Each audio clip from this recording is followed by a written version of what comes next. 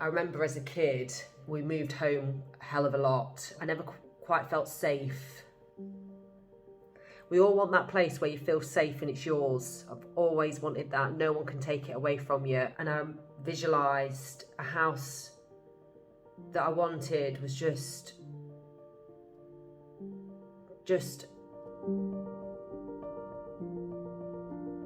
as a kid, I remember going around show homes with my mum. I was obsessed with looking at nicely dressed homes. Mum was very house proud, and I remember wishing to live in one of them homes one day, wishing it as a kid. I always wanted a brand new build. I always liked the thought of having like everything's fresh and new and decorating it my way. I've always wanted like a big family kitchen. I remember obviously having kids young, renting, and then having the opportunity to buy my own home and working really hard. And it took years to save for the deposit. And then you have to start small because my house wasn't in the best area. It wasn't the size that I wanted or anything else, but it was a start and you have to start somewhere. This is our new humble abode. Basically, I rented my first property out and moved in with Steve just to trial it out because I've got 2 kids, Steve's got 2 kids, and he had a 4-bedroom house, so our sons that are similar in age shared. And it became apparent that you need, as they're older, because they're 14 and 13, they need to have their own bedroom. So we thought a year later, we actually moved out, but the process of buying, we started early because we knew how long it would take and houses were being snapped up. Maybe a chair this side, TV on the wall, and then Christmas tree. Desperate to get into 3, 4 Christmas trees. Christmas tree will go here. The first new build got snapped up within hours, so we wasn't even quick off the mark, but that wasn't our style house anyway, so that was meant to be. The second house that we got, they needed to know that we had a buyer for Steve's house. And we thought, well, that's not going to happen. We didn't even put it on the market. So this would have been the dining room for, I think, most people. Yeah. Which looked tiny when we looked in through the window, but it's actually a bit better. And this is where the TV is going to go. Sofa is going to go here, and then our desks over there. Anyway, Steve happened to train a guy that was chatting away, and he then wanted to buy the house because he said, I'll look at it because I want to move in that area. So that day, he then came round, viewed Steve's property. That night, he replied saying he wants to buy it. So then the next day, we could put the saving the money to hold the house down.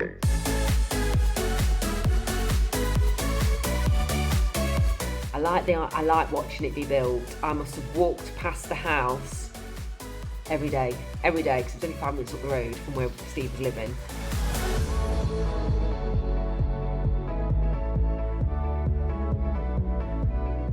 Honestly, I think it was all meant to be. So anyway, that was like August, September time.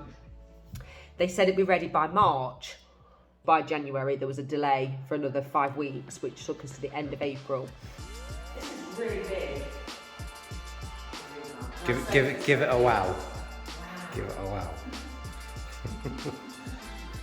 It was stressful. It was stressful moving in and waiting on this new, bigger, spacious house that we needed. I had my office in the living room. Steve was always on the kitchen table. The solicitor was really good. The buyer's solicitor wasn't so good.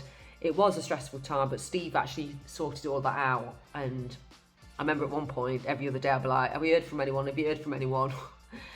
You just have to be consistent and keep pushing and whatnot. Zoomed in on your butt. This is right. This is bedroom number 3 in here. Yeah. Has this one got wardrobes in? Yeah. Yeah. We've had double wardrobes fitted. This is classed as bedroom 1. This is going to be the daughter's bedroom. Yeah. So we've had wardrobes both sides. Spotlights at the top. So good. Oh, look how big this is. She's going to love this. Is this classed as the master bedroom? Yeah, it is. So this isn't what we're having as our bedroom. And then, As you'll see why. it's just so fresh. The amount of money we've paid in stamp duty and the deposit, it probably would have paid off my mortgage on my first property. When you think like that, it's like scary, but I know the investment now will be beneficial for the future. Bedrooms 4 and 5 are the exact same size. So the only difference is what? The wardrobes. Well, aren't they?